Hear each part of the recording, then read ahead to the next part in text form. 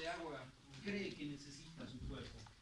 Necesita por día unos 10 litros. Unos 10 litros, dice. Aproximadamente.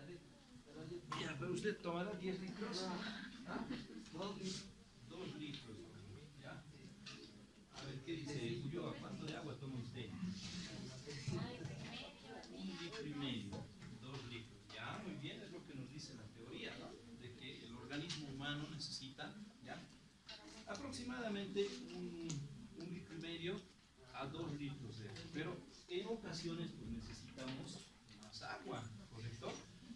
¿O no? ¿Qué dice Salgado? ¿Ya? Entonces, cuando por ejemplo una persona, ¿ya?, que ha sufrido una quemadura de primer, segundo grado, ¿cuánto de suero necesita, Salgado? ¿Cuánto? Un suero de 1000, de 1 litro. Ya, ¿eso es para reposición o mantenimiento? Reposición, ¿ya? Fíjense que nosotros perdemos pues, por día de manera sensible e insensible, ¿no? Y cuando perdemos de manera sensible, por ejemplo, frente a aspectos patológicos, las quemaduras, por ejemplo, ¿no? Nosotros tenemos en nuestro organismo tenemos una estructura, ¿ya?, que regula en este caso la pérdida de líquidos corporales. Esa estructura pues es la piel, ¿ya? La piel, ¿cuántas capas tiene la piel, recuerda?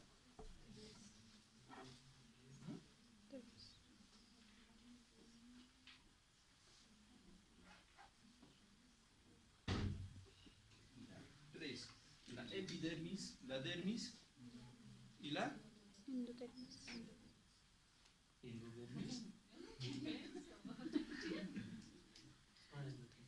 La mesodermis. ¿Ya? Le voy a tener que relocalizar a usted. Váyase por allá, por favor, ¿ya? Y usted véngase aquí al ladito o acá al ladito para que podamos ver el aspecto teórico que nos dice de que nuestro organismo necesita pues aproximadamente entre 1,5 a 2 litros de forma diaria. ¿Y cuán cierto será eso, ¿no?, en la práctica? Usted toma, por ejemplo, 2 litros de agua de forma diaria, Neisa, a veces, ¿no? Y a veces se olvida, pues, ¿no?, de tomar agua, ¿no? ¿O no? Es cierto, o sea, en la práctica a veces no estamos al pendiente de si realmente hemos consumido 2 litros, ¿ya?, o 1,5 litros de agua.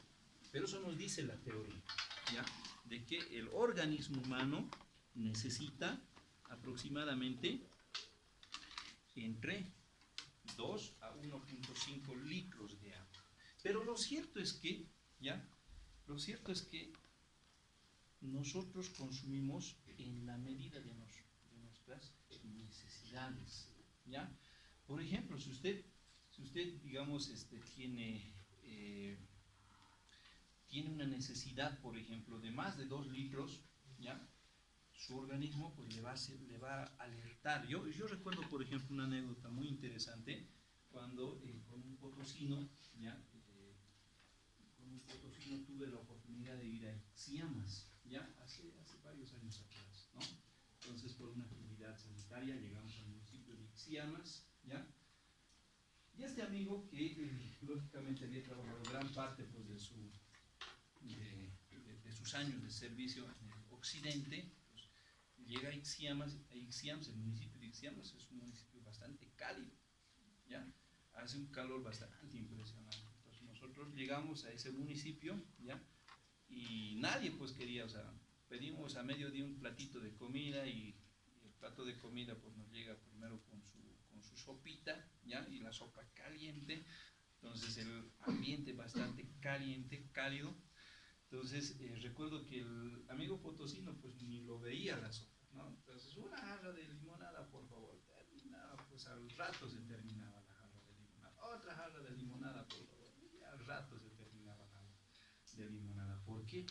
Porque la pérdida, en este caso, la pérdida sensible del agua a través del proceso de sudoración pues era bastante acentuado, ¿no? Porque la literatura te dice cuánto de agua pierdes mediante el sudor, ¿ya? Aproximadamente 100 ml, ¿no?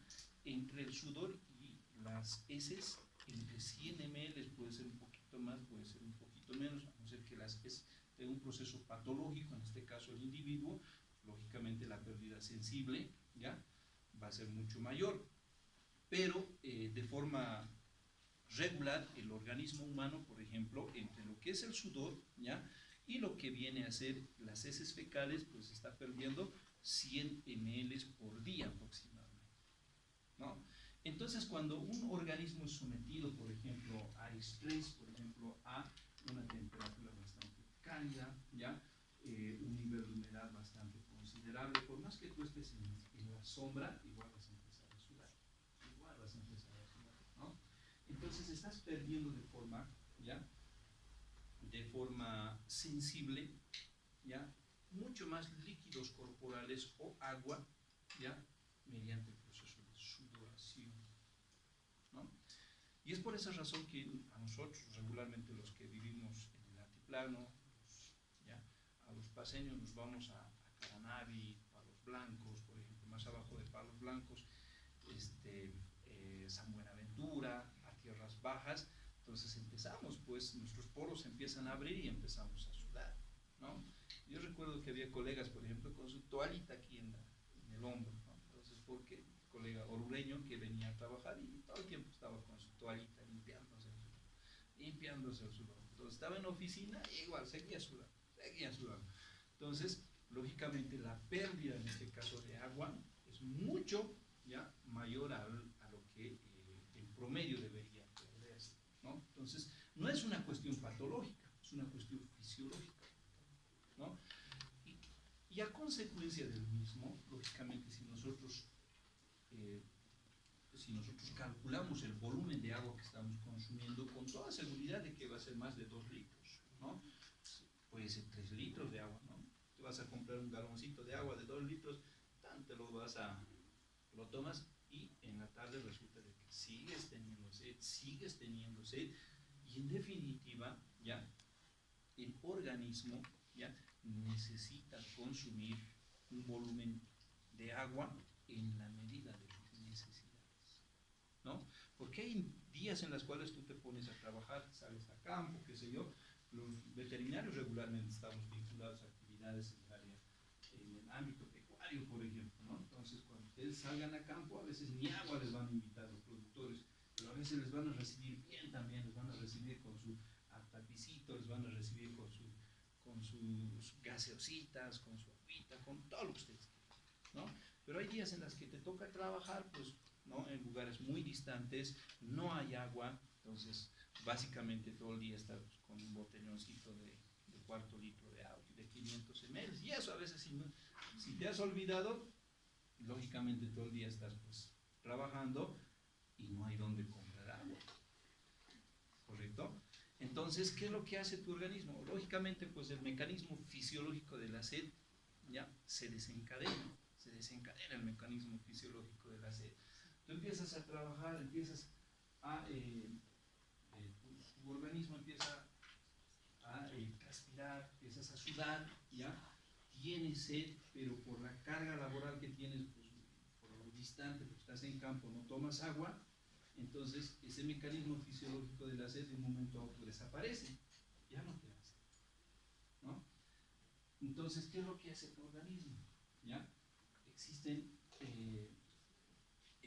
pues ese mecanismo hormonal que se desencadena, ¿ya?, y que permite en este caso la retención de líquidos, ¿ya?, antes de la evacuación correspondiente.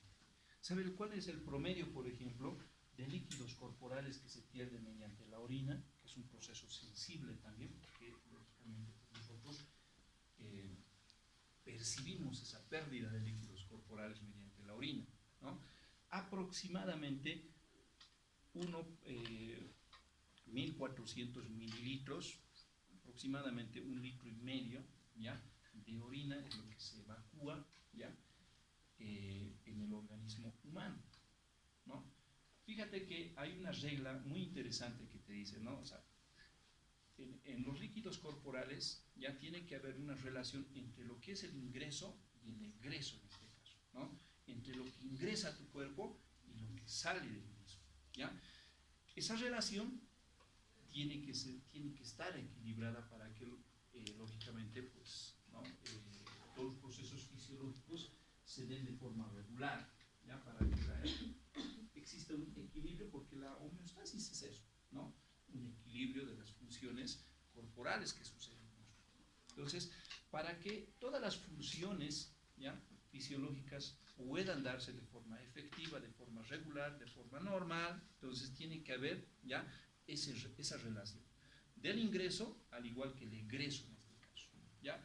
Y si tú ingieres 2 litros, entonces tienes que perder 2 litros también, ¿no? Y lo que el promedio, por ejemplo, se ingiere, pues, mediante el consumo de agua, ¿ya? Es 2 litros, 2100 mililitros aproximadamente, que se ingiere en teoría, ya lo que consumimos en cuanto al volumen de agua en teoría, ¿ya? Y existe un aporte adicional, que es 200 mililitros todavía, ¿ya? 200 mililitros más, en total tenemos 2300 mililitros de agua que se produce, que contiene, pues, nuestro organismo. Pero esos 200 mililitros, que es un volumen pequeñito, ¿ya? Proviene, dice, de la hidrólisis, de la oxidación de los alimentos. ¿Qué quiere decir eso? De que, por ejemplo, los alimentos que consumimos de forma diaria, ¿ya? Por más que sean secos en este caso, pues siempre tiene una pequeña cantidad de agua. Y si no tiene una pequeña cantidad de agua, por ejemplo el arroz, ¿no? Entonces es bastante seco, ¿no? Pero en los procesos de oxidación, ya dentro del proceso metabólico, pues igual se libera agua, igual se puede conseguir agua mediante el consumo. Entonces, no se olviden, ¿ya? Que debe haber una relación en este caso, en cuanto a los líquidos corporales hablando,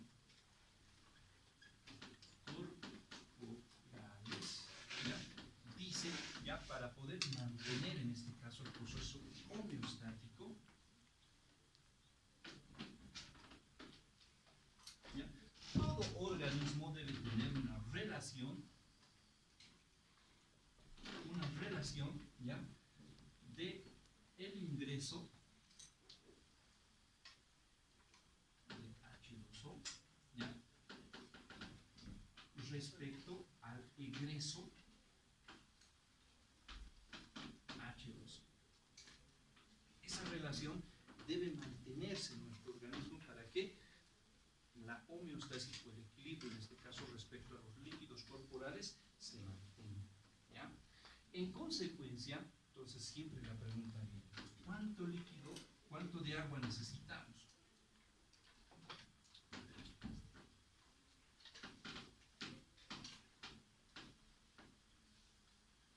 ¿Cuánto de agua necesitamos? Y la respuesta, ¿ya? Viene, ¿no?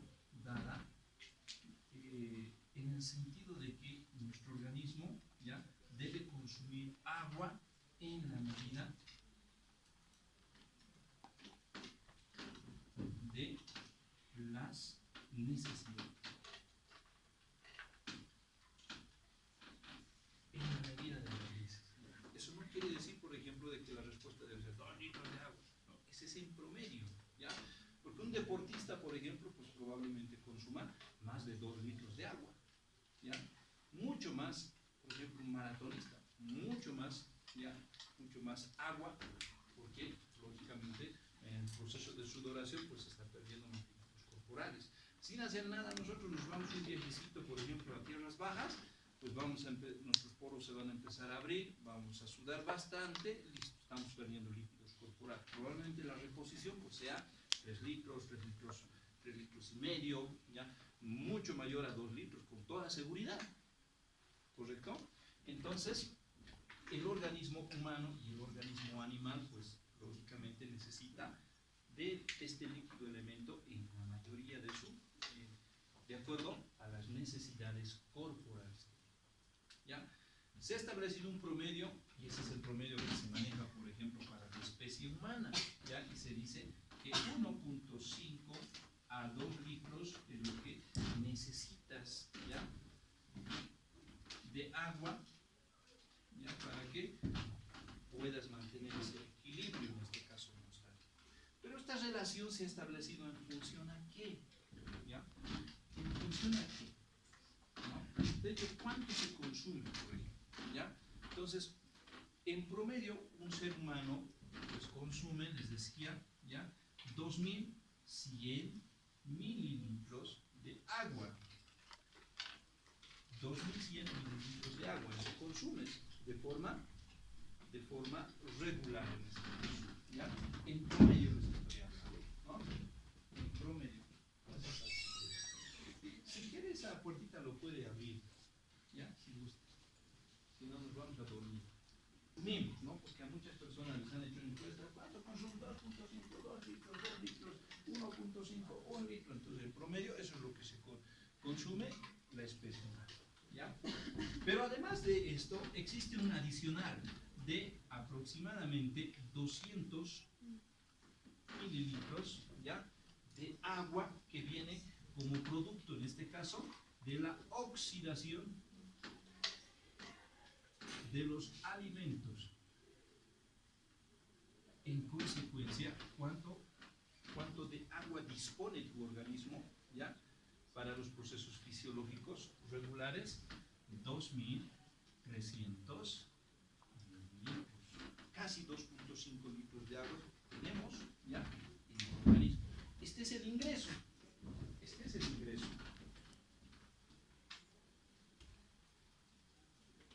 Entonces, ¿cómo se pinta el egreso? ¿Ya? ¿Cómo se pinta el egreso? ¿No? Acá es importante establecer algunos aspectos, ¿ya? Algunos aspectos fundamentales. Por ejemplo, ¿ya? Por ejemplo, en cuanto al proceso respiratorio, ¿ya? En cuanto al proceso respiratorio, ¿no? La exhalación, no la inhalación. La exhalación, el proceso de exhalación, ¿ya? En este proceso respiratorio hace pues que nosotros nos convirtamos en pequeños dragones, por ejemplo, en la mañana, ¿no?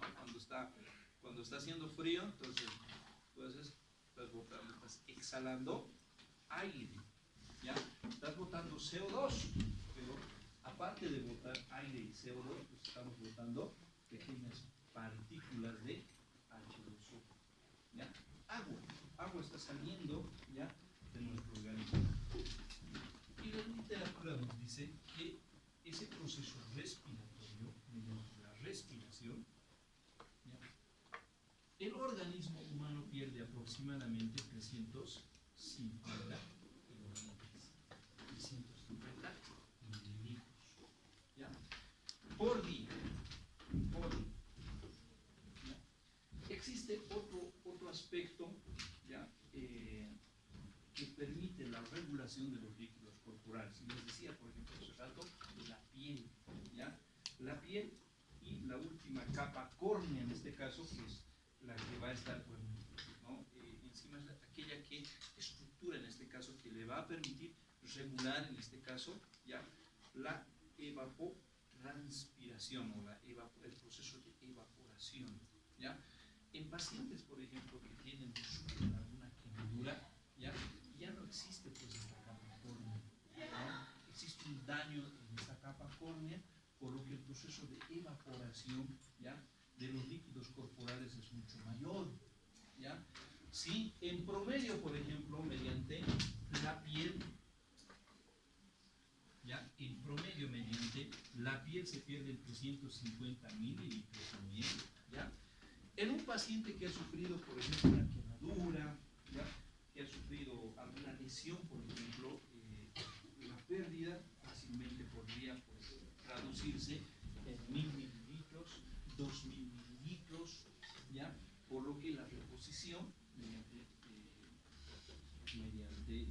sueros, ¿ya? Va a ser mucho mayor, ¿no? Entonces, mucho mayor para lo que es la reposición y adicionenle ahí, por ejemplo, el mantenimiento también, ¿no? Entonces, mediante la piel se pierde aproximadamente 350 mililitros, ¿ya? Existe otro aspecto fisiológico, les decía, ¿ya? Que es el sudor, ¿ya? Mediante el proceso de sudoración, que en promedio se pierde 100 mililitros, ¿ya? Mediante las heces fecales, por ejemplo, en condiciones normales, mediante las heces fecales, ¿ya? Se pierde también 100 mililitros en promedio, ¿ya? 100 mililitros en promedio, entonces hasta ahí tenemos 700, 800, 900, ¿correcto? 900 mililitros, ¿ya? Y uno de los procesos fisiológicos donde más líquidos corporales se pierden, pues es precisamente la diuresis, ¿ya? Mediante la orina. Mediante la orina, ¿ya? Se pierden, nos dice la literatura, aproximadamente 1400 mililitros, ¿ya? 1400 mililitros. Entonces, si nosotros hacemos la sumatoria correspondiente, entonces acá tenemos también 406, 9, 10, 13,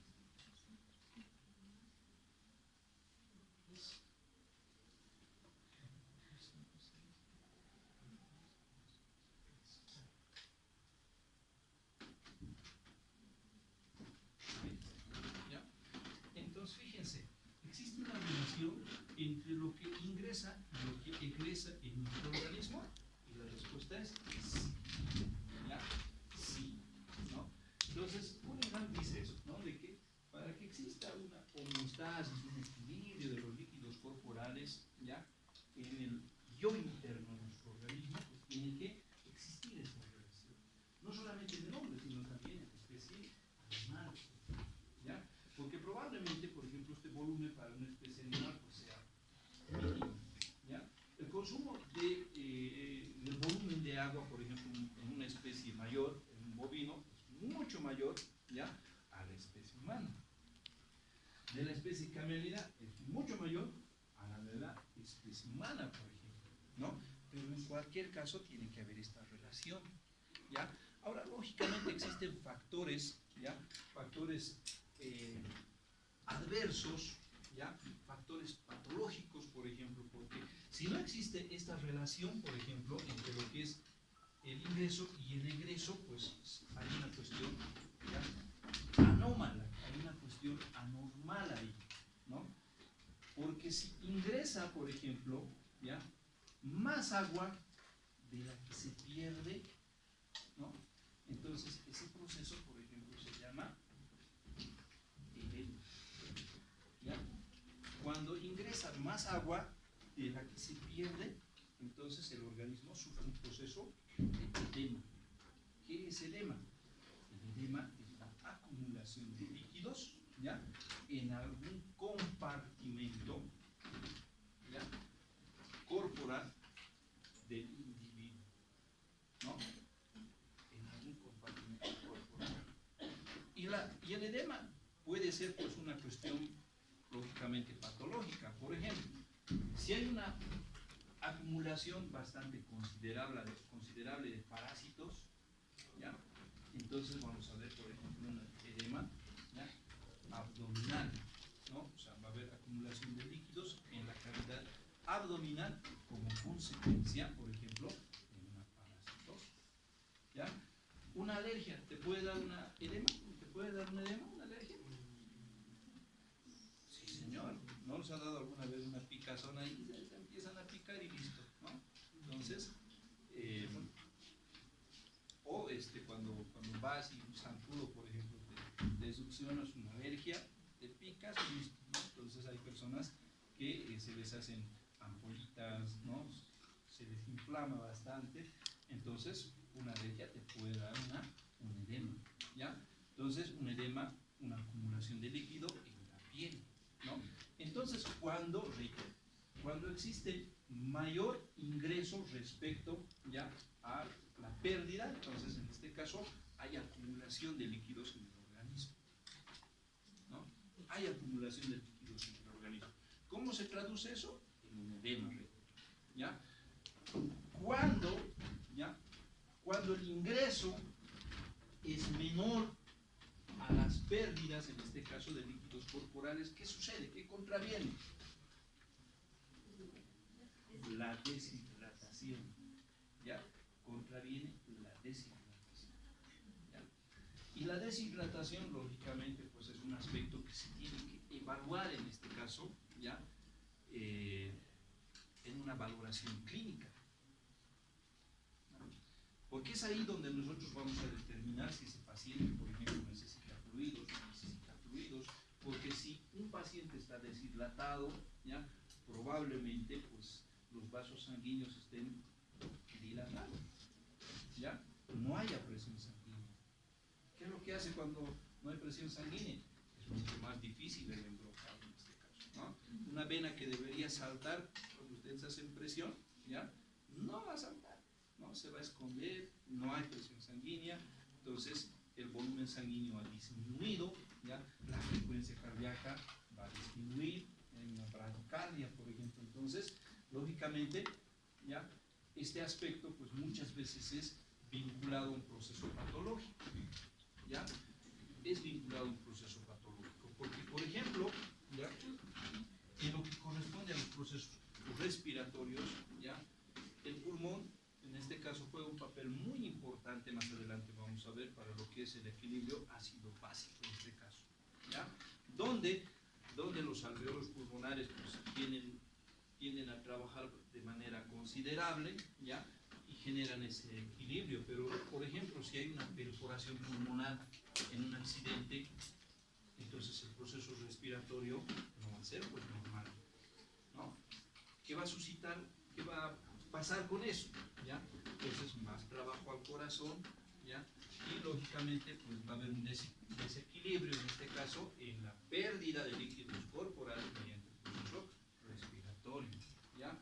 Ya les decía, por ejemplo, si un paciente, por ejemplo, sufre una quemadura de piel, ¿no? Entonces, lógicamente, la pérdida de líquidos corporales pues, puede ser mucho mayor, ¿ya? En pacientes que tienen problemas de quemaduras, por ejemplo, ¿ya? Y lógicamente, pues, la pérdida va a ser mucho mayor al ingreso. La sudoración, simplemente, pues, ¿qué pasa, por ejemplo, si nosotros traemos, ¿ya? O llevamos, en este caso, una Holstein, ¿ya? Una Holstein que está adaptada a 2500, 2200, 2800 metros sobre el nivel del mar, ¿no? O un pardo suizo, por ejemplo, ¿no? Lo llevamos a tierras bajas, ¿ya? En tierras bajas, ese bovino, adaptado para tierras altas, en este caso, pues no va a comer, ¿no? Va a buscar sombra, ¿ya? Y lo último que va a hacer, pues, es alimentarse. Es como nosotros, cuando les decía, por ejemplo, ¿no? Mi amigo potosino que vino y se fue a Ixiamas, ¿ya? No buscaba comer su sopita, comer su segundito, ¿no? Sino es que buscaba reponer la pérdida de líquidos corporales, porque así su organismo lo exigía en este caso, ¿ya? Se desencadena el proceso fisiológico de la sed. Entonces, en ese sentido, si el proceso de sudoración pues, es mayor, lógicamente va a haber mayor pérdida de líquidos corporales. En lo que corresponde a las heces fecales, por ejemplo, no son pues sólidas, ¿ya? No son sólidas, son pastosas, ¿ya? Entonces, eso, bueno, básicamente hace de que exista pérdida de líquidos corporales mediante las heces fecales. Pero si existe un proceso infeccioso, por ejemplo, en animales pequeños, que regularmente pasa eso, ya cuando empiezan a consumir forraje, entonces los terneros tienen procesos de diarrea, ¿ya?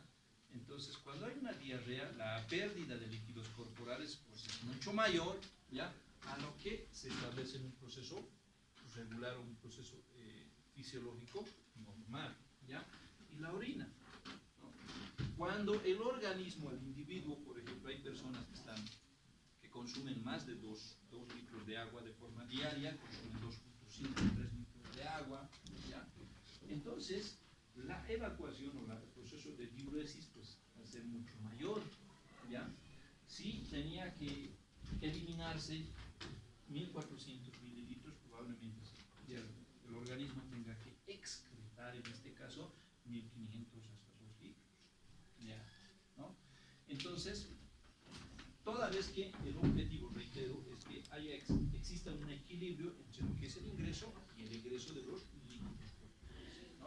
Cada uno de los aspectos, por ejemplo, es importante también establecer si es sensible o insensible. El proceso de respiración será un proceso sensible o insensible, ¿ya? de pérdida de líquidos corporales, ¿no? Mediante la respiración nosotros sentimos que estamos perdiendo agua. No, no, es un proceso pasivo en este caso, ¿no?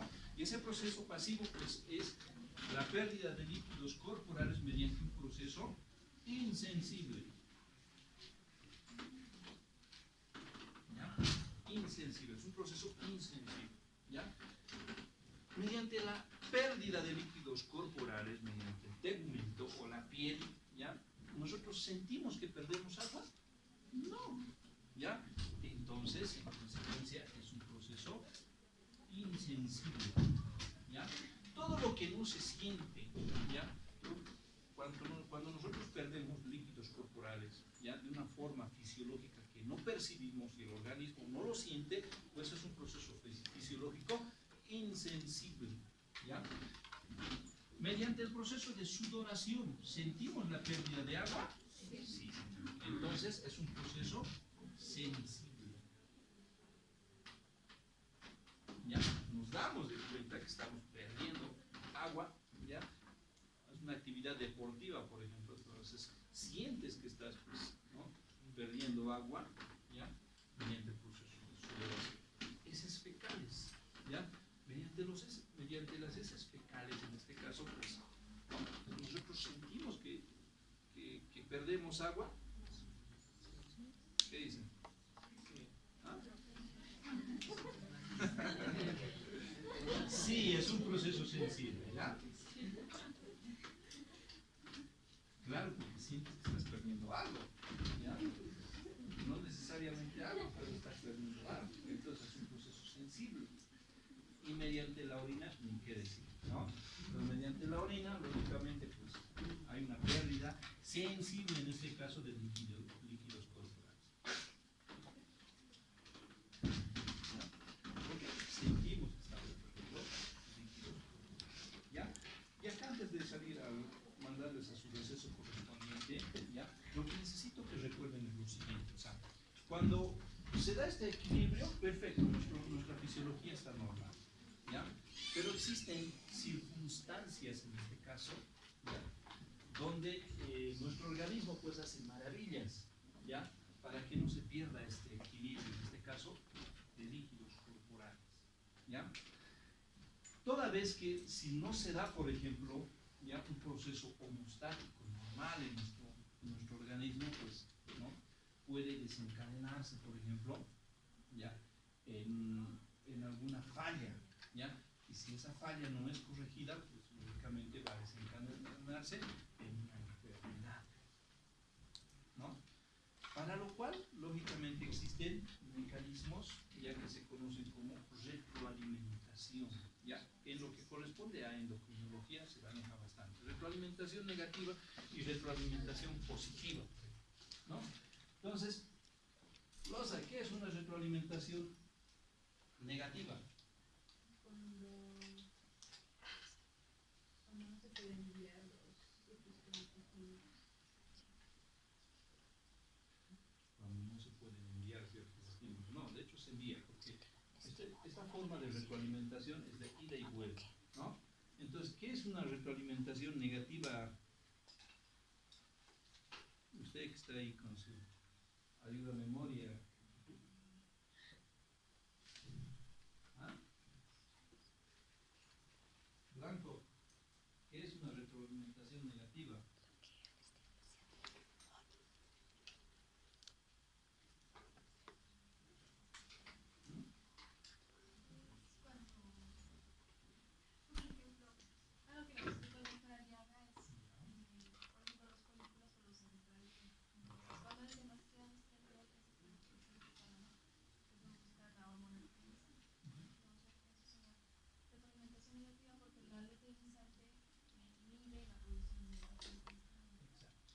teoría se conoce ya como un efecto contrario, en este caso, al estímulo inicial, ¿no? Entonces, en teoría, una retroalimentación negativa, pues, genera un efecto contrario, reitero, al estímulo inicial. Una retroalimentación positiva, pues, es aquella, ¿ya?, que genera un efecto acumulativo al estímulo inicial, en este caso, ¿ya? Entonces, en lo que corresponde a los líquidos corporales, ¿ya?, se establece también este mecanismo, ¿ya?, de retroalimentación positiva, ¿ya?, de retroalimentación negativa.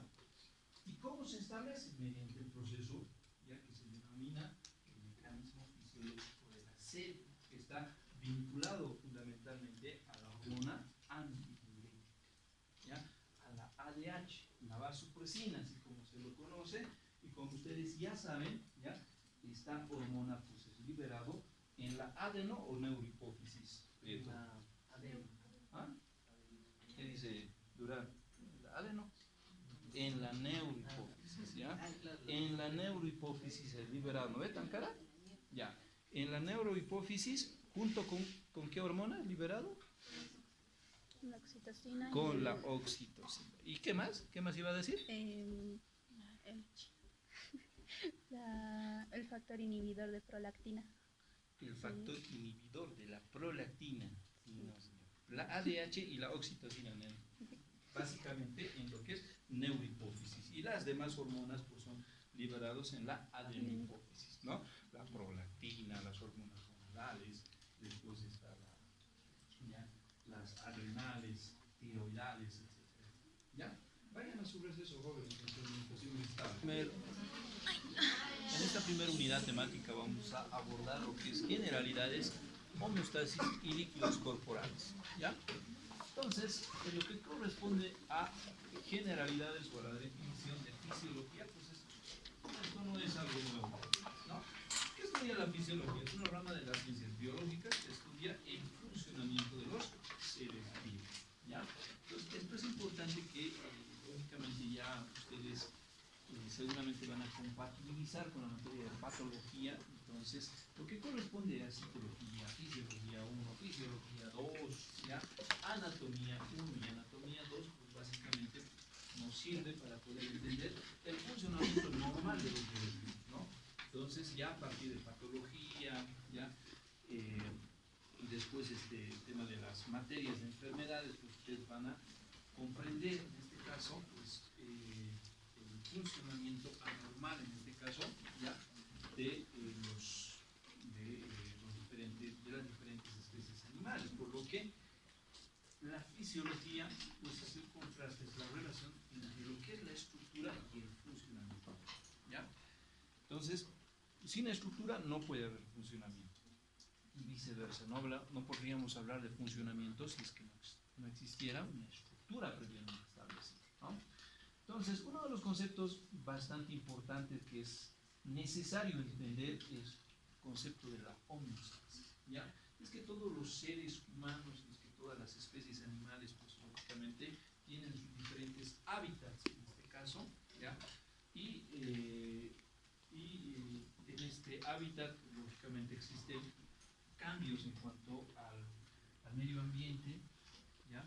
Existen cambios que le han permitido, en este caso, a las diferentes especies animales desarrollar ciertas características, ¿ya?, que le permiten, en este caso, pues mantener su medio interno, ¿ya?, en condiciones relativamente distintas o diferentes, ¿ya? Y esa condición, pues lógicamente garantiza el normal funcionamiento de su organismo como tal, ¿no? Ese medio interno, ese equilibrio del medio interno que hemos hablado, pues garantiza el funcionamiento fisiológico normal de su organismo, ¿no? Entonces, porque de otra forma, pues estaríamos hablando ya de enfermedades y no así de funcionamiento ya normal, en este caso de los animales domésticos o de un individuo. Existen dos exponentes en este caso ya de la fisiología, dos médicos humanos, porque antes la fisiología pues no era estudiado tanto desde el punto de vista de la veterinaria, pero sí desde el punto de vista de la salud humana, ¿ya?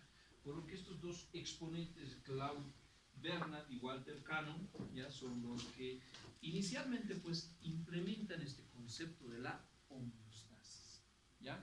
Entonces son los que lógicamente permiten el mejor entendimiento en este caso, ¿ya?, de este concepto tan importante para lo que es la fisiología, ¿ya?, que es la homeostasis, ¿no? Y básicamente la homeostasis pues es el mantenimiento de la constancia o del medio interno en este caso, ¿no?, por la acción coordinada de los procesos fisiológicos. Dicho de otro modo, se puede definir también que la homeostasis es el mantenimiento del organismo dentro de los límites que le permitan desempeñar una función de manera adecuada, ¿no?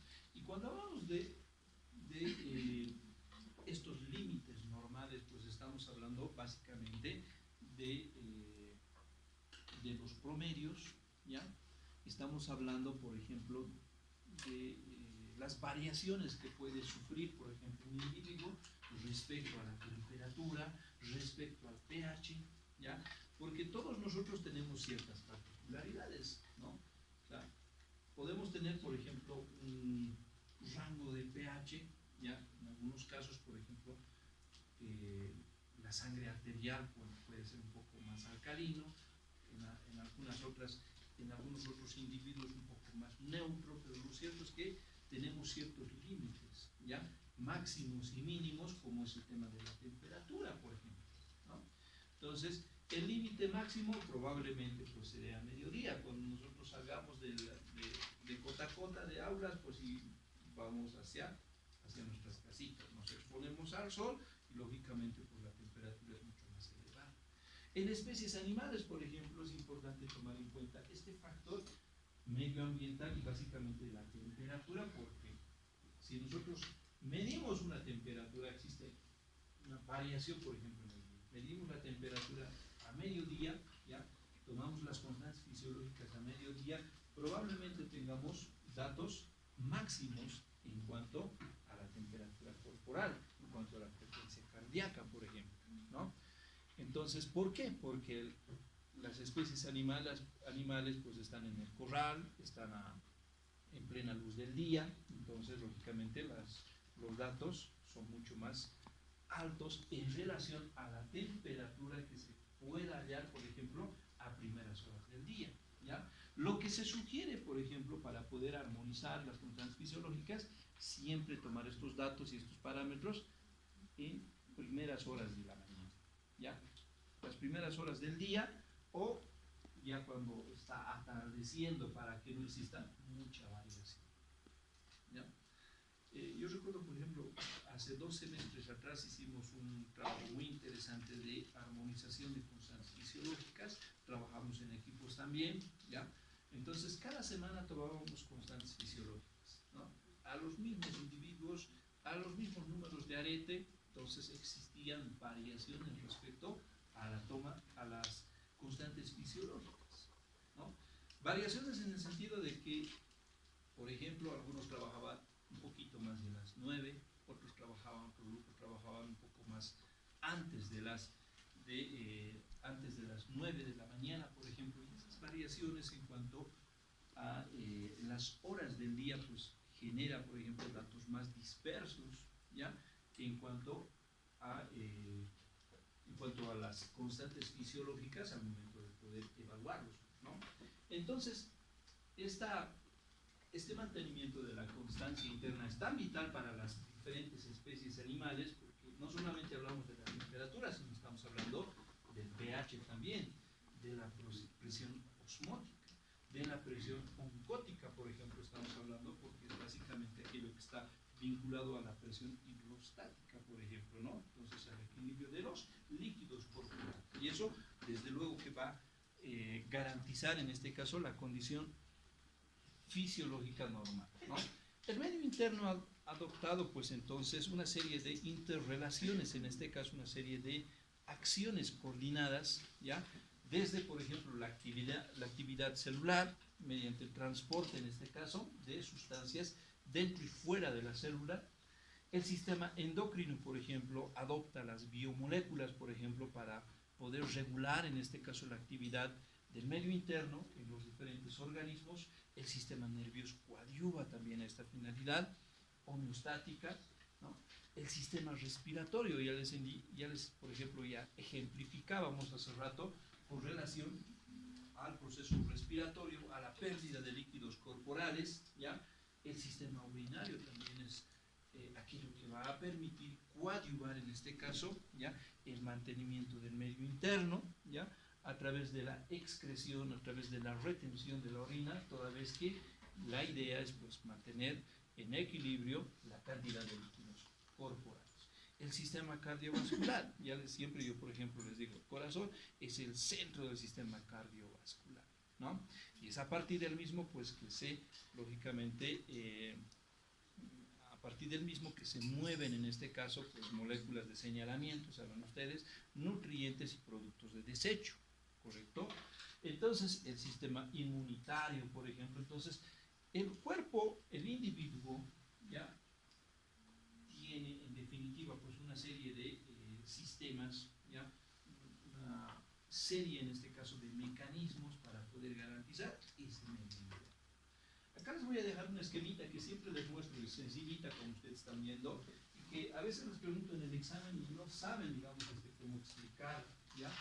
Entonces, por ejemplo, yo les voy a preguntar, ¿no? Esquematice, les voy a preguntar, por ejemplo, ¿ya? En este caso, ¿ya? La homeostasis, ¿no? La estructura esquemática de la homeostasis dentro de un organismo, ¿no? Entonces, fíjense que acá tenemos, ¿ya? Lo que fisiológicamente es normal, ¿no? Lo que fisiológicamente a nosotros nos sucede día a día, digamos, estamos con nuestra rutina normal, las especies animales también. Pero no nos olvidemos, ¿ya? De que nosotros como individuos estamos pues sometidos a cambios de temperatura, ¿no? En el altiplano, por ejemplo, en La Paz, ¿ya? En la mañana pues está haciendo un frío estrepitoso, a mediodía es un calor de verano en este caso, y en la tarde puede estar granizando, ¿no?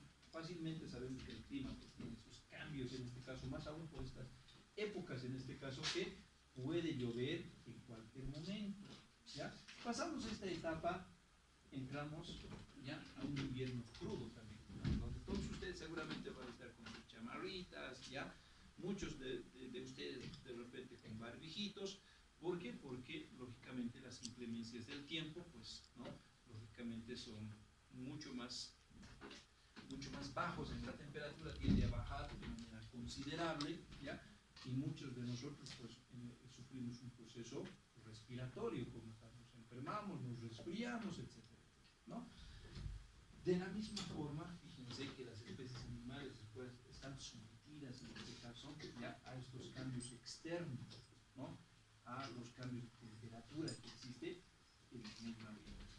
Más aún la especie animal, por ejemplo, en diferentes segmentos geográficos, porque fíjense que nosotros por lo menos dormimos, por ejemplo, en un ambiente cerrado, donde está la ventana, donde hay una puertita, donde hay una calefacción si se necesita, por ejemplo, ¿no? Entonces, donde nosotros tenemos una ropa abrigadora, entonces podemos echarnos en nuestra camita, etc., y regular nuestra temperatura de esa forma, ¿no? Pero los animales, por ejemplo, los pequeños rumiantes, pues muchas veces duermen en los corrales, ¿ya? Entonces, duermen al aire libre, ¿no? Tú llegas a un predio pecuario, por ejemplo, las ovejitas en la mañana se están despertando, como que están pues eliminando, en este caso, están sacudiendo del granizo que probablemente haya pasado, ¿no? Entonces, gracias a Dios, pues están cubiertos de lana, y bueno, es un cobertor que le permite regular su temperatura. Pero no siempre suele pasar, ¿ya? No siempre suele pasar, porque hay algunas especies animales que conviven, por ejemplo, con los microorganismos, ¿no? Entonces, por ejemplo, en la especie camélida, ¿ya? La especie camélida tiene un tubo digestivo, particularmente un intestino delgado, ¿ya? Donde tiene pues almacenado una gran cantidad de microorganismos, ¿no? Entonces, estamos hablando, por ejemplo, del género Clostridium, ¿ya? Entonces, ustedes van a poder visualizar, por ejemplo, de que de forma natural la especie camélida vive y convive en este caso, ¿ya? Convive con el Clostridium perfringens, por ejemplo. Ustedes anoten, ¿ya ven? De forma natural los camélidos conviven con el Clostridium perfringens, ¿ya?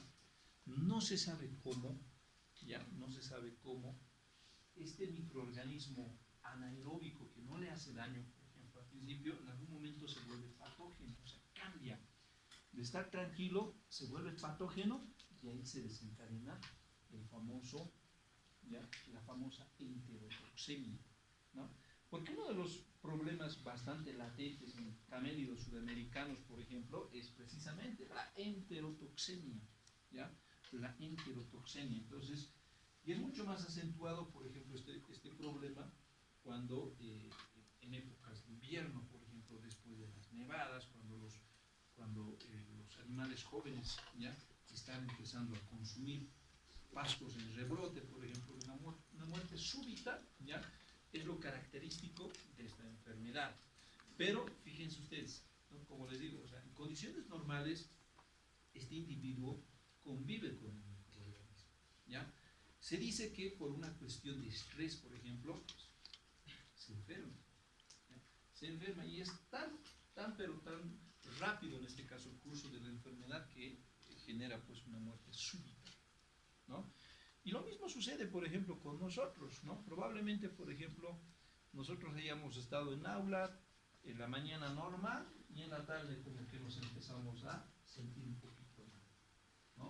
Cuando te resfrías, ¿qué es lo que te da? ¿Ah? Entonces una molestia a nivel de la garganta, ¿ya? Entonces puede darnos al principio inapetencia, ¿no? Querer comer una galletita, por ejemplo, no tengo ganas de comer nada ni tomar agua, entonces ya todo el día desganado, ¿ya? Y después ya en la noche ya contraviene la fiebre o la pirexia, ¿correcto? Entonces, pero de estar normal, de estar fisiológicamente normal, en la tarde resulta de que estabas en contacto con el virus y listo, te has resfriado, ¿no? Como en muchas ocasiones suele suceder. Entonces, los individuos ya están sometidos a cambios externos, medioambientales, climatológicos, ¿ya?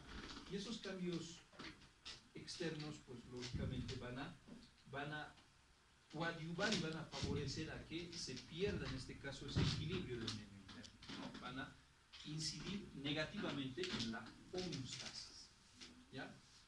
Y si se incide negativamente en la homeostasis, pues el organismo va a intentar compensar, ¿no? Nos va a intentar alertar, ¿no? Si a usted le da fiebre, por ejemplo, ya sabe que es un proceso infeccioso en este caso, ¿no? Puede ser de tipo viral, de tipo bacteriano, entonces el organismo ya trata de compensar, en este caso, le va a dar un poquito más de ganas de tomar agua. Entonces, ¿por qué? Porque su organismo está tratando de compensar esa pérdida ya de homeostasis. Si en ese intento, en este caso el organismo ya acierta, entonces lógicamente al día siguiente nos levantamos y estamos bien, continuamos con nuestro vida, ¿no? Entonces contraviene el bienestar. Pero si el organismo, el cuerpo humano falla en ese intento, ¿ya? No se compensa de forma natural, lógicamente contraviene la integridad, ¿ya? Este esquema se aplica para nosotros, se aplica para las especies animales y lógicamente pues el factor en este caso de retroalimentación funciona de esta forma, ¿ya? En lo que corresponde al equilibrio del medio interno, particularmente a lo que corresponde a la homeostasis, ¿ya? Entonces, de forma similar también, ¿ya? Para poder mantener este equilibrio del medio interno, el organismo animal, en este caso, ¿ya? Desarrolla diferentes mecanismos de control, ¿ya? Dentro de las más importantes, dentro de estos mecanismos de control más importantes vamos a mencionar, por ejemplo, el equilibrio hidroeléctrico, ¿ya? El equilibrio hidroeléctrico. Entonces, este es un mecanismo fisiológico, ¿ya? Tan importante para la especie animal para poder mantener su medio interno, ¿ya? Y en esta dinámica, el equilibrio hidroeléctrico regula la cantidad de agua en los diferentes y electrolitos. Además del agua, los electrolitos en los diferentes compartimentos. ¿Cuáles son estos compartimentos? Intra y extracelular. ¿Ya? Intra y extracelular. Si ustedes pueden ver, por ejemplo, una tablita en miliosmoles, en este caso por litro, de la concentración de ciertos elementos, tanto dentro como fuera de la célula, pues lógicamente nos vamos a topar, ¿ya? Topar de que el líquido intracelular, en este caso, pues tiene, ¿ya?, que constituye el 50% del peso corporal, que es donde más cargado de agua se encuentra, que es lo que más, ¿ya?, peso, en este caso, al individuo le proporciona. Tiene elementos como el potasio y el fosfato, ¿ya?, en concentraciones mucho más elevadas en relación al líquido extracelular. Porque si ustedes se fijan, por ejemplo, el potasio también está presente, ¿ya?, en el compartimento extracelular, pero la concentración en miliosmoles por litro no es tan significativa como la concentración, por ejemplo, en el compartimento intracelular, ¿no? Entonces, acá juega un papel muy importante, por eso es que se habla, por ejemplo, de las bombas de sodio y potasio, que más adelante vamos a hablar, con respecto al transporte de membrana, ¿ya? El líquido extracelular, ¿ya?, tiene ciertos elementos como el sodio y el cloro que se encuentran en mayor proporción fuera de la célula, ¿ya? Esta relación es importante recordar ustedes, ¿ya?, para la presión osmótica como tal, porque en la osmosis, ¿ya?, el soluto pues va a atraer, en este caso, ¿ya?, va a atraer al solvente, al agua, para que exista este equilibrio, ¿no?, tanto dentro como fuera de las células, ¿ya? Esta proporción es importante, lógicamente, tomarlo en cuenta, ¿ya?, dado que el equilibrio hidroeléctrico, reitero, ¿no?, entonces está vinculado a la proporcionalidad, en este caso, de este líquido elemento que se encuentra dentro y fuera de las células. En esta misma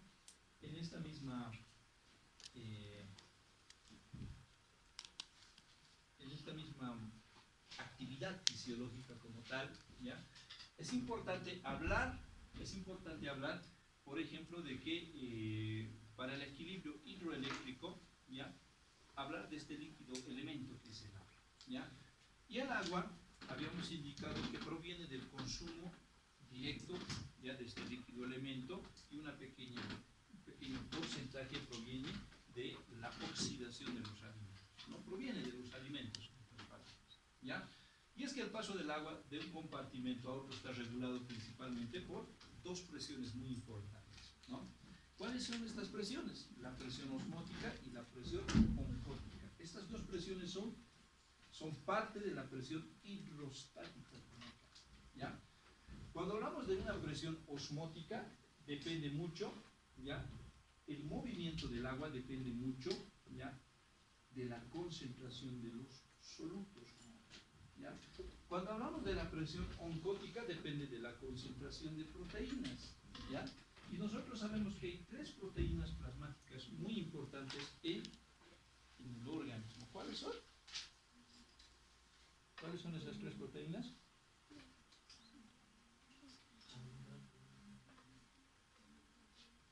Abril, ¿cuáles son esas tres proteínas?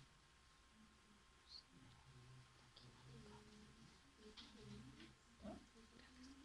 La albúmina, después la globulina y el fibrinógeno, ¿ya? La albúmina, la globulina y el fibrinógeno, ¿no? Entonces, fíjense ustedes, ¿no?, cuando hablamos de proteínas plasmáticas, ¿ya?, estas son muy importantes para poder mantener la presión coloidosmótica o la presión oncótica como tal, que se da a nivel de los capilares sanguíneos, ¿ya?, o a nivel de los vasos sanguíneos, ¿no? Y acá es importante, lógicamente, entender lo siguiente, ¿ya? Cuando una persona o un animal, por ejemplo, está con un proceso hemorrágico, ¿ya?, no solo está perdiendo sangre, no solo está perdiendo glóbulos rojos, sino está perdiendo también proteínas, ¿ya? Proteínas, pero no solamente proteínas, también está perdiendo agua, ¿ya? Y como consecuencia de la pérdida de líquidos corporales existe una deshidratación, ¿ya? Existe una deshidratación que puede ser, pues, una deshidratación, por ejemplo, severa, por ejemplo, en algunos casos, ¿ya?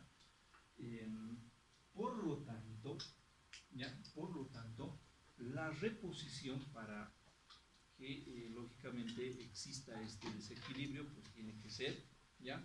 No solamente de líquidos corporales. Ahí no te sirve, por ejemplo, un suero fisiológico. El suero fisiológico tiene más, ¿ya? Tiene más sodio, ¿no? Más cloro en este caso, y el suero fisiológico pues va a llegar al líquido extracelular, va a compensar esa pérdida de líquidos corporales fuera de la célula, ¿no? Pero si tú quieres compensar la pérdida de líquidos corporales, ¿ya? Como consecuencia de una hemorragia, tienes que utilizar un coloide, ¿ya? No tienes que utilizar un cristaloide como tal. Entonces, ¿qué te estoy diciendo de otra forma? ¿Ya? O sea, dicho de otra manera, las proteínas dentro de este mantenimiento de la presión coloidosmótica pues son las que van a agarrar en este caso, ¿ya? Las moléculas de agua y las que van a retener dentro de los vasos sanguíneos, desde lo más pequeño hasta lo más grande en este caso, ¿ya? Entonces, ahí es importante en una hemorragia utilizar, por ejemplo, un coloide y no así un cristaloide, ¿ya? Sin embargo, si la pérdida de líquidos corporales es pues a consecuencia de una diarrea, de un vómito, por ejemplo, ¿ya? De una quemadura, etcétera, etcétera, un proceso patológico que podríamos fácilmente, ¿ya? Percibirlo en una clínica veterinaria, porque tú vas y te dices, ¿no? El paciente te dice, mi perrito está con 3 días, hace 3 días está vomitando, ¿no? Hace una semana que está con diarrea, ¿no? Entonces, y el perrito, pues tú le estiras la piel, ¿ya? Y contabilizas, pues en cuántos segundos vuelve a su condición normal, ¿ya? Si tarda más de 3 segundos, pues ya estamos hablando, incluso más de 2 segundos, ya estamos hablando de una deshidratación leve, ¿no? Y en una deshidratación severa, tú le estiras la piel, ya no vuelve, pues, a su condición normal, se queda ahí, ¿no? Tú estiras la piel y se queda ahí la piel, ¿no? Vuelve en unos minutos después, recién está volviendo. Entonces, fíjense que ahí estamos hablando en un cuadro de deshidratación grave, ¿no? De deshidratación severa, ¿ya? En consecuencia, pues lógicamente necesitas reponer esa pérdida de líquidos corporales, ¿ya? Que podrían ausentarse en este caso del espacio extracelular. Y si tú quieres, ¿ya? Que las células en este caso se rehidraten, pues tienes que enviar líquidos corporales directamente fuera de las células, ¿ya? Para que por una cuestión de presión osmótica, ¿ya? Esos líquidos corporales puedan desde el intersticio pasar al espacio intracelular, ¿ya? Entonces, acá es importante eso que les estoy indicando. En hemorragias no solo se pierde agua, sino también se pierde proteínas, ¿ya? Y una de las proteínas más importantes para la retención de líquidos corporales es la albúmina, ¿ya? Por excelencia es la albúmina, ¿no? Las globulinas y el fibrinógeno pues están vinculados en este caso a la retención de líquidos, pero no tienen tanta relevancia, ¿ya? Como que las globulinas, por ejemplo, como que retienen relativamente una pequeña cantidad de moléculas de agua, pero no son trascendentales, ¿no? Entonces, ahí, por ejemplo, tú tienes que ver, ¿no? En una hemorragia, cuál es la concentración de las proteínas plasmáticas, pero particularmente las albúminas, para poder, ¿ya? Mantener el equilibrio, en este caso, con respecto a los líquidos corporales, ¿ya? Dentro de los vasos. Por lo tanto, si yo les pregunto cuáles de las proteínas plasmáticas están directamente vinculados, ¿ya? A la pérdida de líquidos corporales, ¿cuál va a ser la respuesta de esa? La albúmina, ¿ya? La albúmina. Esa es una de las proteínas más importantes para la retención de líquidos corporales. Entonces, la presión osmótica y la presión coloidosmótica, no se olviden, son parte de las presiones hidrostáticas como tal. Ambas son presiones hidrostáticas, ¿ya? Y una presión, pues lógicamente se define, ¿ya?, como aquella fuerza, como aquella presión que se ejerce en este caso, ¿ya?, en la membrana celular al momento de poder hablar de estas dos presiones que juegan un papel muy importante al momento de poder atraer moléculas de mayor tamaño o moléculas de pequeño tamaño como tal, ¿no? Otro de los mecanismos, ¿ya?, fisiológicos importantes en el individuo es el equilibrio ácido-base. ¿Ya? Ya hemos hablado del equilibrio hidroeléctrico, ¿no? Ahora es importante hablar del equilibrio ácido-base. ¿Ya? Entonces, el funcionamiento óptimo para la vida en este caso, ¿ya?, es este potencial de hidrogenio. ¿Ya? Los organismos y los diferentes individuos animales están y mantienen sus procesos fisiológicos normales dentro de estos rangos, ¿ya?, de pH, ¿no? 6.85 ligeramente ácido, ¿ya?, a 7.8 alcalino, ¿no?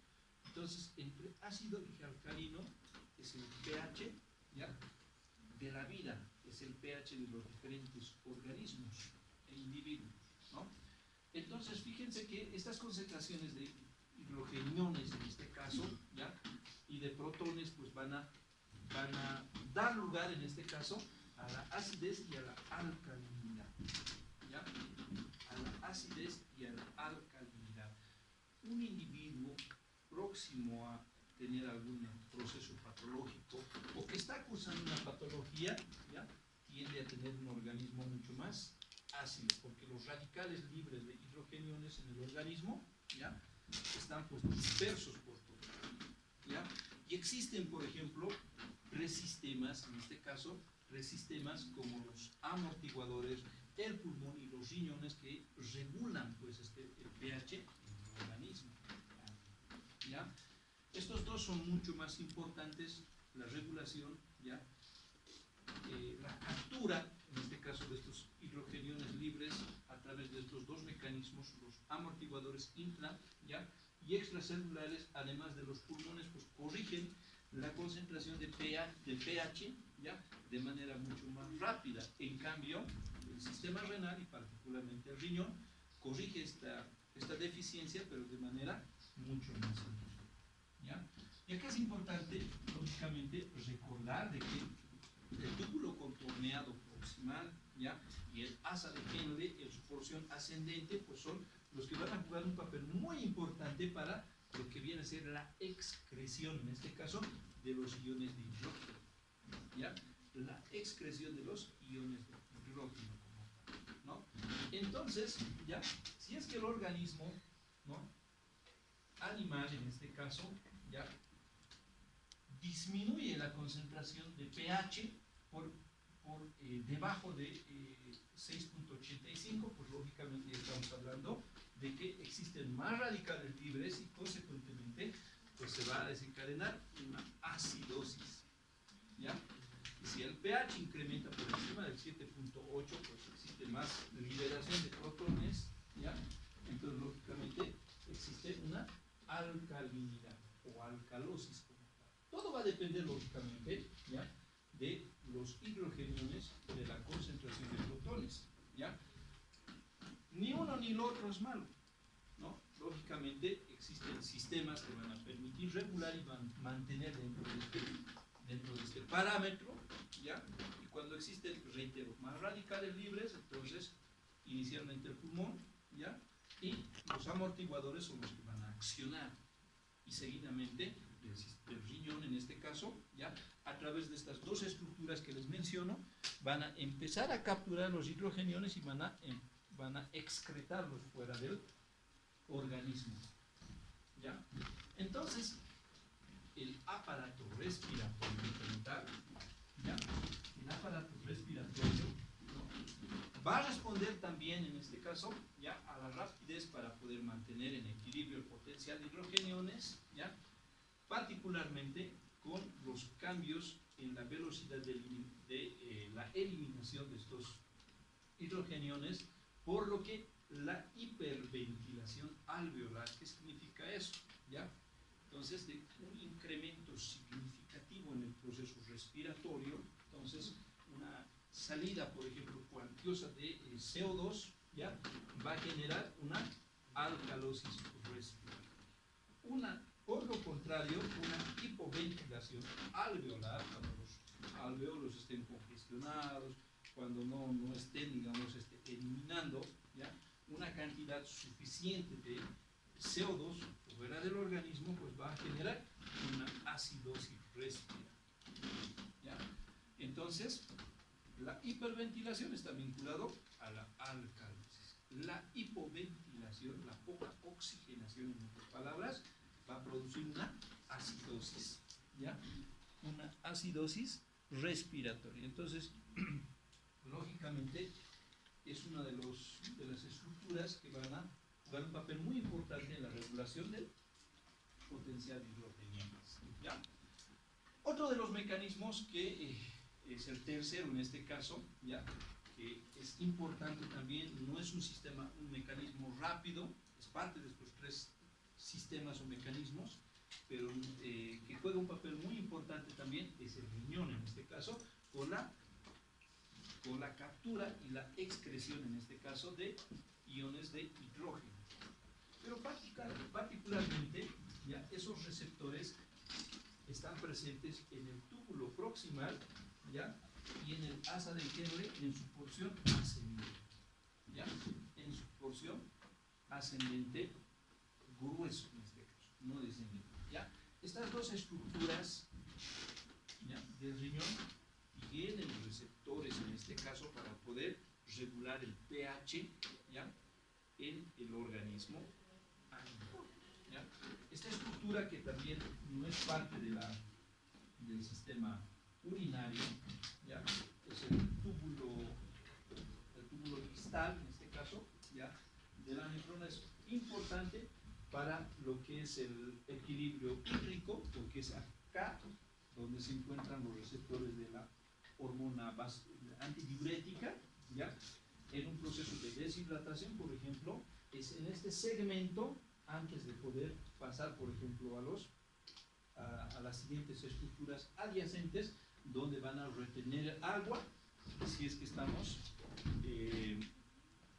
estamos hablando, por ejemplo, de una deshidratación, ¿no? Entonces, es ahí donde el sistema renal también tiene receptores de la hormona ADH, ¿ya?, toda vez que, lógicamente, este va a permitir retener líquidos y mantener el equilibrio hídrico. En lo que corresponde a los trastornos ácido-básico, estos dos fenómenos y mecanismos son los que comúnmente se presentan en animales, ¿ya? Los vómitos en perros y gatos. Esa es una cuestión del día a día, ¿ya? Proceso infeccioso, vómito, diarrea, ¿ya? Entonces, dentro de los procesos metabólicos, por ejemplo, ¿ya?, en lo que corresponde al equilibrio ácido-básico, por ejemplo, ¿ya?, los procesos, el vómito en este caso, ¿ya?, puede generar una alcalosis metabólica, ¿ya?, una alcalosis metabólica. Porque ¿qué es lo que se hace en el vómito?, ¿no? Entonces, los animales, ¿ya?, tienden a eliminar en este caso, ya, no solamente los alimentos que han sido producto de la ingestión, sino también ácidos gástricos en este caso, ¿no? Entonces, el vómito, por ejemplo, pues es bastante ácido, ¿no? Estás botando, ¿ya? Entonces, no solamente el alimento, sino estás botando parte del ácido clorhídrico, por ejemplo, que es importante para la degradación de los alimentos, ¿no? Por lo que, en consecuencia, va a generar una alcalinidad, una alcalosis metabólica, ¿ya? Las diarreas en terneros, por ejemplo, es bastante común, ¿ya? En crías pequeñas son bastante comunes las diarreas, ¿ya? ¿Y qué es lo que te produce una diarrea? en lo que corresponde al aspecto metabólico, una acidosis metabólica, ¿no? Entonces, estos dos aspectos son, por ejemplo, trastornos metabólicos que generan un desequilibrio en lo que corresponde, que contravienen al equilibrio ácido-básico, ¿ya? Otro de los mecanismos para poder garantizar, en este caso, el medio interno, es la termorregulación, ¿ya? Es la termorregulación, ¿no? Entonces, ahí, por ejemplo, sabemos nosotros que existen animales homeotermos y poiquilotermos, ¿no? Entonces, Delgado, ¿usted es una especie homeoterma o poiquiloterma? ¿Ah? ¿Es homeo o poiquilo?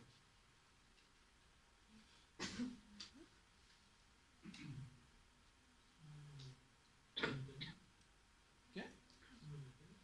Es un homeotermo, sí, señor, es un homeotermo, con toda seguridad, ¿ya? Porque las especies poiquilotermas, en este caso los animales poiquilotermos, ¿ya? Regulan pues su temperatura conforme a la temperatura del ambiente, ¿no? Los reptiles, por ejemplo, los reptiles de la mañana pues apenas si se mueven, ¿no? Pues son de sangre fría, necesitan del calor del día, en este caso para poder regular su temperatura y para poder regular su metabolismo, ¿no? Entonces, los peces, por ejemplo, de la misma forma, ¿ya? En cambio, los mamíferos son homeotermos, ¿ya? Su temperatura corporal pues es regulado por una serie de mecanismos, ¿ya? ¿Ya?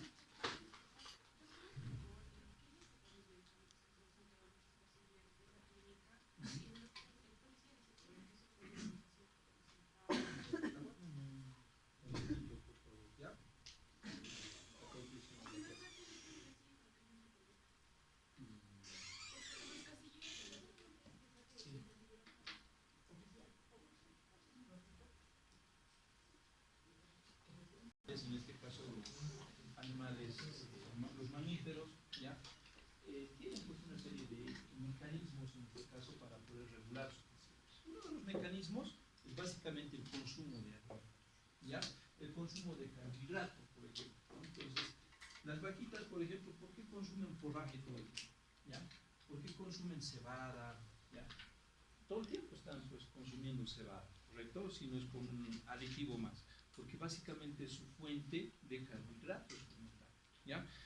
Bien dice el dicho, por ejemplo, el hombre, uno de los primeros, de los principales en este caso, ¿ya? Alimentos en este caso de la especie humana, pues es el pan, ¿ya? Históricamente el pan, por ejemplo, ha sido una fuente de alimento, ¿ya? Para la especie humana como tal. Pero si ustedes ven, por ejemplo, la elaboración del pan es básicamente harina, ¿ya?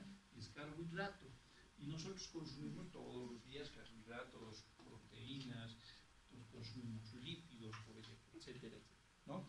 ¿Para qué? Para que lógicamente podamos mantener nuestra temperatura corporal. Entonces, ¿qué es lo que hacemos nosotros como especies homeotermos? Regulamos nuestra temperatura corporal mediante el consumo de alimentos y de esa forma, lógicamente, pues las moléculas van a poder dar al corriente sanguínea y el corriente sanguíneo todo el tiempo está pues circulando, ¿no? Entonces, la circulación mayor, la circulación menor, entonces, esa circulación permite que exista una fricción a nivel de los vasos sanguíneos y esa fricción hace que nuestra temperatura corporal, mediante el consumo de alimentos, etcétera, pueda regularse en nuestro organismo. No dependemos, por ejemplo, de la luz solar para poder regular nuestra temperatura o de esa forma, por ejemplo,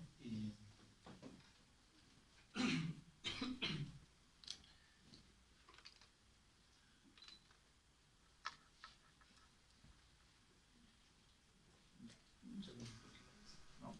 Pero no necesitamos nosotros, por ejemplo, de la luz solar para poder regular nuestra temperatura corporal. Ahora bien, existe un centro, así como en el sistema cardiovascular tenemos al corazón, que es el centro del sistema cardiovascular, existe en el organismo, ¿ya? En el organismo nuestro, un centro termorregulador, ¿ya? Existe un centro termorregulador que está pues ubicado en la silla turca y particularmente está por encima ¿ya? De la glándula maestra.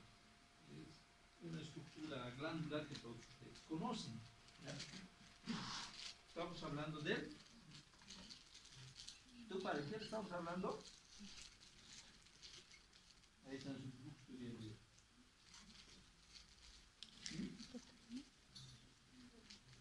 ¿Del cerebro? No, del hipotálamo, ¿ya? El hipotálamo, la glándula es el centro en este caso, ¿ya? Termorregulador, ¿no? Ahí está, el centro termorregulador, ¿ya? Está vinculado precisamente a este proceso fisiológico que es la termorregulación. Una de las glándulas, ya una de las primeras glándulas que va a generar, por ejemplo, a generar una alerta mediante incremento de la temperatura, pues es esta glándula, ¿ya? Esta glándula que va a hacer de que en algún momento nosotros tengamos fiebre y lógicamente pues la fiebre es una alerta de un proceso infeccioso y lógicamente nosotros podamos pues darle, ¿no?, una respuesta, una contrarrespuesta en este caso para poder mantener, ¿ya?, la temperatura, ¿ya?, normal en nuestro organismo, ¿cómo? ¿Ya? Como un efecto en este caso, ¿ya?, combativo frente a un proceso infeccioso, ¿no? Entonces, los poiquilotermos, ¿ya?, entonces van a tener una variación de temperatura que puede pues estar entre los 33, 34 a los 39. En las especies, en la especie avícola incluso puede subir a los 41 o 40 grados de temperatura, ¿no? Son mucho más, el umbral máximo en este caso de temperatura es mucho más pronunciada, ¿ya?, en relación a las demás especies animales. Pero ¿qué pasa, por ejemplo, ¿ya?, si Barragán usted tiene una temperatura corporal de 33 grados centígrados, usted está de 34 ahí, ¿ah? ¿Qué está sufriendo usted? ¿Ah? Barragán, ¿qué sufre usted cuando hace mucho frío, si uno se abriga? Hipotermia, ¿no? Hipotermia. Lo contrario de hipotermia, ¿qué es, Cristina? Hipertermia, ¿no? Hipo es disminuir, hiper es incremento, ¿ya? Entonces, esa hipertermia, ¿no?, se traduce en pirexia también, incremento de temperatura, es conocido como pirexia, ¿ya? El mecanismo de regulación de la temperatura corporal es conocido como homeotermia, es el mecanismo de la regulación de la temperatura.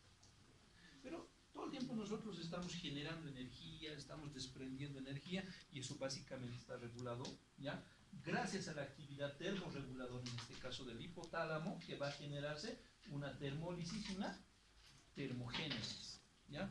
Termogénesis, ¿qué es la génesis? Origen, así mismo. Es el principio, ¿no? El principio en este caso de algo, pues, ¿no? Entonces, cuando hablamos de la termogénesis, ya estamos hablando de un proceso donde está vinculado directamente a la absorción, a la generación de la carne, ¿no? Entonces, mediante el consumo de los alimentos, ya habíamos indicado, en especies homeotermas. La termólisis, por su parte, pues hace referencia a la pérdida, a la disipación de la carne. Así como se genera, también se tiene que perder la carne, ¿no?, para que se dé ya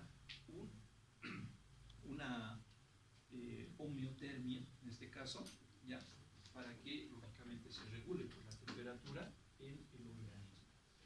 Y es que los organismos animales han adoptado una serie de acciones, ya, una serie de comportamientos, ¿no?, donde, por ejemplo, acá tenemos un incremento de la temperatura y acá tenemos una disminución de temperatura. Cuando el organismo animal, ya, por ejemplo, en canes, disminuye la temperatura, por los perros se acurrucan. Se acurrucan, ¿no? Entonces se vuelven con la colita y listo, se acurrucan, ¿no? Es una postura, por ejemplo, adoptan ciertas posturas cuando hay una pérdida excesiva de la carne, ¿ya? Entonces, en algunos casos, por ejemplo, las aves tienden a construir nidos, ¿no?, como parte de comportamiento de los nidos. O incluso, pues, andan en grupos, en majadas, por ejemplo, en la especie, o turbina, ¿no? Entonces, ese comportamiento de andar en grupo, pues lógicamente tiene la finalidad de poder contrarrestar, en este caso, la pérdida excesiva de la calor, ¿ya?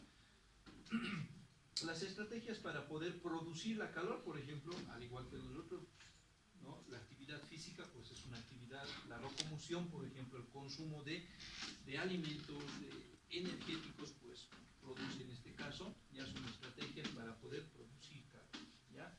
Cuando existe una temperatura elevada, cuando existe una hipertermia, por ejemplo, los canes empiezan a jadear, Es un proceso, ¿ya?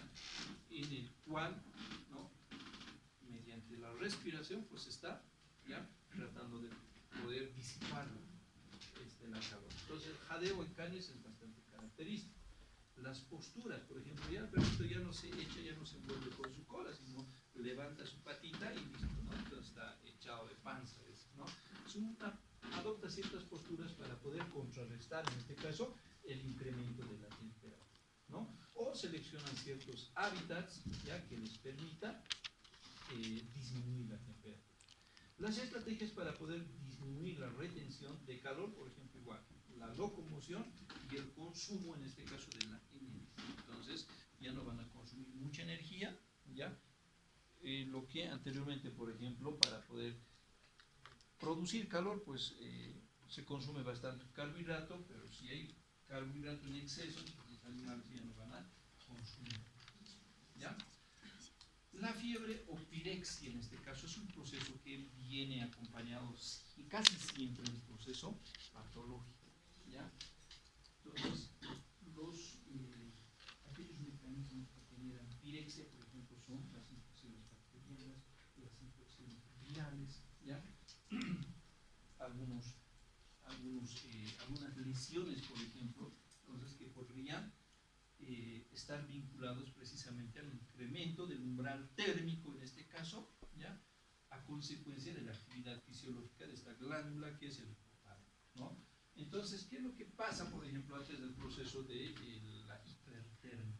¿Ya? El hipotálamo se da cuenta de que algún mecanismo, ¿ya?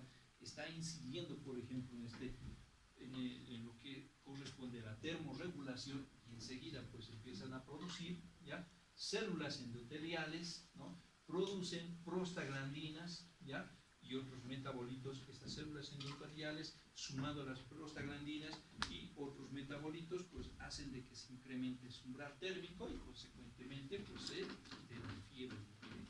Y reitero, siempre va acompañado de un proceso infeccioso, ¿ya? Otro de los mecanismos es importante recapitular, ¿ya? Es el transporte de membrana, ¿ya? Este mecanismo que ustedes ya conocen, cuando hablamos del transporte de membrana, hablamos del transporte activo y el transporte pasivo, ¿no? El transporte activo se da, ¿ya? A favor o en contra de una gradiente de concentración. A favor de una gradiente de concentración y el transporte pasivo, ¿ya? Por lo tanto, el transporte activo se da en contra de una gradiente de concentración. Y ahí que, lógicamente, pues, necesita un gasto energético en el transporte pasivo y en el transporte activo. Y en el transporte pasivo no se requiere gasto energético. Pero en ambos casos se utilizan proteínas transportadoras, por cierto, ¿ya? Entonces, acá es importante, lógicamente, hablar del transporte de membrana, porque es un mecanismo también que va a permitir regular, ¿ya? El medio interno, porque si no se da estos cambios, en este caso, ¿ya? Si no se da estos cambios de concentración de agua, de solutos, de iones dentro y fuera de la célula, pues lógicamente estamos hablando, ¿ya? De un sistema que no va a permitir regular, en este caso, ese medio interno, ¿ya? Entonces, esto que ya conocen ustedes, el transporte pasivo, ¿ya? Y el transporte activo, ¿no? Entonces, donde se efectúa, ¿ya? De aquellos sistemas, ¿ya? De mayor a menor concentración, ¿no? Donde se da, y no en el transporte pasivo, un gasto, no se efectúa con un gasto energético, y en el transporte activo sí se efectúa con un gasto energético y se da, habíamos indicado, ¿ya? A favor como también en contra de las gradientes de concentración. El transporte pasivo, ¿ya? Cuando hablamos del transporte pasivo estamos hablando particularmente de la difusión simple, de la difusión en este caso facilitada y de los procesos hidrostáticos, pero particularmente dentro de estos procesos hidrostáticos de la ósmosis, ¿ya? Y el proceso oncótico, ¿ya? Cuando hablamos de la difusión simple, ¿ya? Significa que el movimiento cinético, en este caso de las moléculas pequeñas liposolubles como el oxígeno y el CO2, van a ocurrir a través de ciertas aberturas, en este caso de la membrana celular, ¿ya? Y no va a haber ninguna interacción de proteínas, ¿no? En una difusión facilitada se requiere la interacción de una proteína, ¿ya? Que va a generar el transporte de ciertas moléculas o se va a efectuar mediante canales de transporte, ¿no? Entonces fíjense que aquí una proteína transportadora ahí está jugando un papel muy importante en lo que corresponde, ¿ya? Al transporte pasivo, ¿ya? La ósmosis es el movimiento, la difusión de agua particularmente a través de la membrana, ¿ya? Respecto a la concentración de solutos, ¿no? Porque los solutos, ¿qué van a hacer? Simplemente van a generar una atracción para que el agua, lógicamente, pueda ingresar a través de la membrana semipermeable y pueda generar pues, un equilibrio interno respecto al equilibrio externo, ¿ya? Y la presión es, lógicamente, la presión osmótica es la que se ejerce precisamente a través de estas membranas, ¿ya? Para poder atraer menor o mayor proporción de agua como tal, ¿ya? Acá es importante mencionar también dentro de estos procesos hidrostáticos, dentro de este equilibrio hidrostático, a la presión, en este caso, oncótica, ¿ya? La presión oncótica es parte del transporte pasivo, ¿ya? Transporte pasivo que está vinculado, ya habíamos indicado, a la concentración de proteínas que existe particularmente en los vasos sanguíneos, ¿ya? Entonces, cuando hablamos, por ejemplo, de la presión coloidosmótica, es importante que ustedes recuerden la presión isotónica, la presión hipotónica y la presión hipertónica, ¿ya? La presión isotónica es aquel mecanismo donde se genera una concentración equilibrada, equivalente en este caso, entre lo que es el medio externo y el medio interno. Una condición hipotónica, en este caso una condición isotónica, ¿ya? La condición isotónica es aquel que lógicamente, aquel mecanismo deseable dentro de lo que es el transporte pasivo, ¿ya? Donde existe un equilibrio entre el líquido que hay dentro y el líquido que hay fuera de las células. En una presión, ¿ya? Hipotónica, el medio externo en este caso tiene una concentración de soluto sensiblemente menor, ¿ya? A la que existe en el interior de la célula. El agua va a entrar en este caso en condiciones, y si las condiciones no cambian, lógicamente pues no, las células se van a hinchar, ¿ya? Se van a hinchar y lógicamente eso va a generar una turgencia, ¿no? Y en algunos casos extremos incluso estas células pueden estallar. Lo contrario del mismo pues es una difusión hipertónica, cuando el medio externo tiene una concentración de solutos marcadamente significativa, ¿ya? En relación a la concentración de solutos que existe dentro de la célula, lo cual va a generar, por ejemplo, una pérdida bastante excesiva, ¿ya? De líquidos fuera del espacio, fuera de la célula, ¿ya? Vale decir al espacio extracelular, lo que va a generar pues que las células se enchucen, ¿ya? Se achiquen, ¿no? Se deshidraten, en este caso hay una pérdida de líquidos corporales hacia el espacio externo. Y ahí, dentro de lo que corresponde al transporte activo, es importante mencionar que existen dos mecanismos también muy importantes. Pero estos dos mecanismos están vinculados a la actividad de las proteínas transportadoras, ¿ya? En ambos casos, en este caso, el transporte activo primario y el transporte activo secundario están vinculados a la actividad que tienen las proteínas transportables, ¿no? La diferencia es que en el transporte activo, la energía que se obtiene viene directamente de la descomposición del adenosín trifosfato, el ATP, ¿no?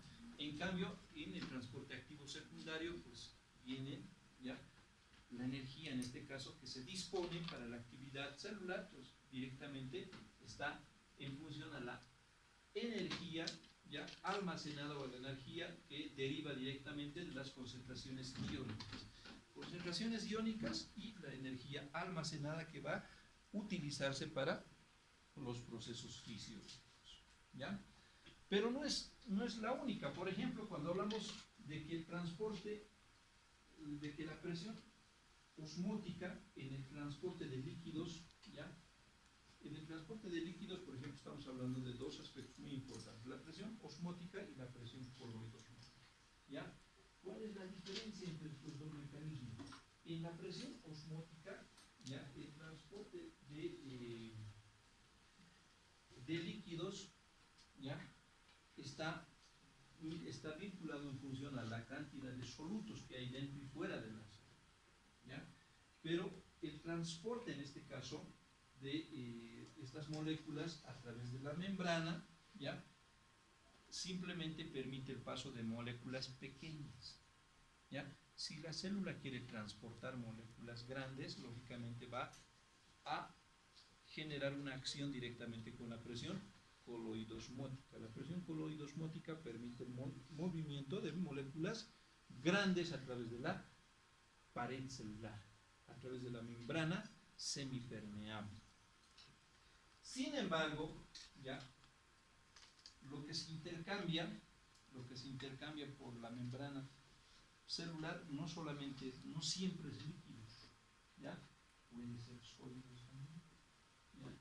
Y cuando hay un intercambio hacia el interior y hacia afuera de la célula de sólidos, precisamente este mecanismo de endocitosis y exocitosis que tiene lugar, ¿ya? En este proceso de transporte de membrana, ¿ya?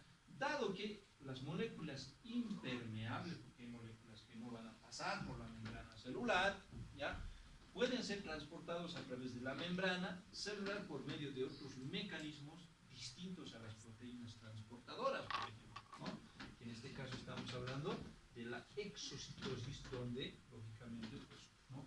Ciertas moléculas ya van a salir fuera de la célula a través de este proceso de exocitosis, y moléculas ya que no van a ser permeables por la membrana pueden ingresar ya dentro de la célula a través de este proceso que se denomina endocitosis, ¿ya? Entonces, reitero, no siempre es líquido lo que se transporta. Y uno de los últimos mecanismos, ¿ya?, que tiene lugar para la constancia del medio interno son estos dos controles, local y el control reflejo. El control local, estamos hablando de una actividad autócrina y una actividad parácrina. Vale decir que de la misma célula para la misma célula y de una célula para otra célula vecina, ¿no? Entonces, estas dos funciones son importantes para poder corregir ciertas anomalías, en este caso, mediante el control local, ¿no? Control local, la propia célula y la célula vecina. Control reflejo, en cambio, pues tiene que accionarse mediante la actividad, ¿ya?, biomolecular, en este caso mediante hormonas, ¿no?, que van a viajar, ¿ya?, van a producirse en algún lugar, van a recorrer largas distancias y van a utilizar el sistema nervioso, por ejemplo, ¿ya?, van a utilizar el sistema endocrino o ambos, en este caso, para poder generar cambios a larga distancia, ¿no? Entonces, cada uno de estos mecanismos que hemos visto, pues, ¿no?, permiten, en este caso, ya regular el medio interno en las diferentes especies animales. Rápidamente, ya para poder ir terminando, los líquidos corporales, ¿ya? El agua es una sustancia vital para que pueda desencadenarse, ¿ya?, pueda efectuarse procesos fisiológicos normales en nuestro organismo, ¿ya? Y es que acá es importante mencionar de que, por ejemplo, las células están cargadas, ¿ya? De que en el espacio intersticial hay agua, ¿ya? De que en los vasos sanguíneos hay agua, ¿ya? Entonces, fíjense que nosotros estamos constituidos, ¿ya?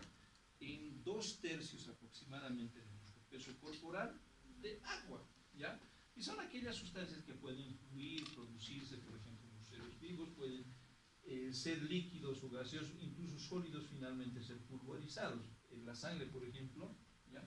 El agua es un ultrafiltrado de la sangre, por ejemplo, entonces es un elemento tan esencial para la vida que, lógicamente, vamos a encontrar líquidos corporales en el espacio cerebroespinal, ¿ya? El líquido cefalorraquídeo, por ejemplo, el líquido sinovial, el líquido seroso que se encuentra en el pericardio, ¿ya? En el peritoneo, el líquido pleural, que es parte del líquido seroso, ¿ya? Y los fluidos de drenaje, que es donde existe agua, ¿ya? Donde existe agua. Entonces, es acá, en este mecanismo donde el sistema de control de la homeostasis pues, genera mecanismos de retroalimentación positiva y negativa, en este caso, ¿ya? Ya habíamos indicado, el mecanismo de retroalimentación negativa es aquel que va a generar un efecto contrario, ¿ya? Frente a un estímulo inicial. Por ejemplo, en la temperatura corporal, se incrementa la temperatura corporal, entonces el efecto que viene fisiológico, ¿ya? Es incrementar la sudoración, la vasodilatación como un efecto para poder disminuir la temperatura. El sudor, ¿ya? El sudor lógicamente va a tener una función de poder enfriar, ¿no? Entonces, este es un ejemplo, por ejemplo, un ejemplo claro de lo que viene a ser una retroalimentación negativa.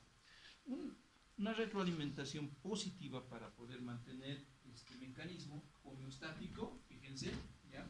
Que habíamos indicado de que es un estímulo inicial desencadenado, tiene un efecto acumulativo, ¿no?